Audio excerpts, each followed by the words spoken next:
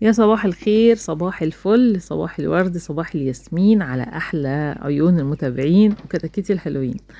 الكتاكيت بقى والفراخ والحاجات دي بتبقى عامله زي البيبي الصغير كده، اللي هو ايه، كأنك لما تحمل البيبي كده وتيجي تأكليه كده بعد الدش اللي هو أخده، تلاقيه منعنش ومفرفش كده. هما كده دلوقتي.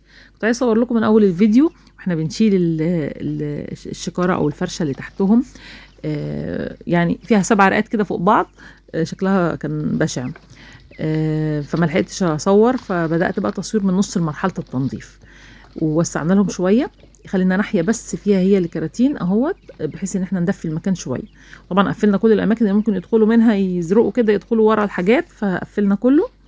وحطينا بقى، فتحنا الشكاره بتاعت علف دي، قلبناها وفتحناها كده زي ما انتم شايفين، وحطينا عليها الجير المطفي.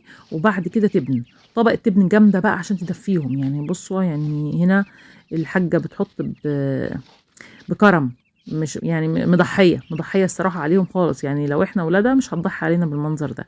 هو انا ساعات انا بنضف لهم، وساعات هي، وساعات احنا الاتنين مع بعض يعني. فبتحط لهم بقى، بصوا ايه، مهتمة جامد الصراحة. وهم مبسوطين وفرحانين. هتشوفوهم مزقططين في اخر الفيديو ازاي، اللي هم خدوا دش وروقوا على حالهم، والدنيا معاهم زي الفل. شايفين؟ حطينا بقى الطوب تاني، وحطيت العلف معاهم، وظبطناهم، والدنيا زي الفل تمام. هم كده ما شاء الله لا قوة الا بالله، عمر 11 يوم. ما شاء الله. طبعا اليوم عن يوم الموضوع بيفرق، اهتمام ورعاية. ما حطيناش خلطات كتير ولا وصفات كتير ولا ادويه كتير، الحمد لله. ماشيين معاهم بانتظام، وربنا يبارك فيهم يا رب. شايفين بقى الانتعاش والروقان بتاعهم؟ ما شاء الله، اللهم بارك. حاجه جميله قوي. ربنا يبارك فيهم يا رب. والسلام عليكم ورحمه الله.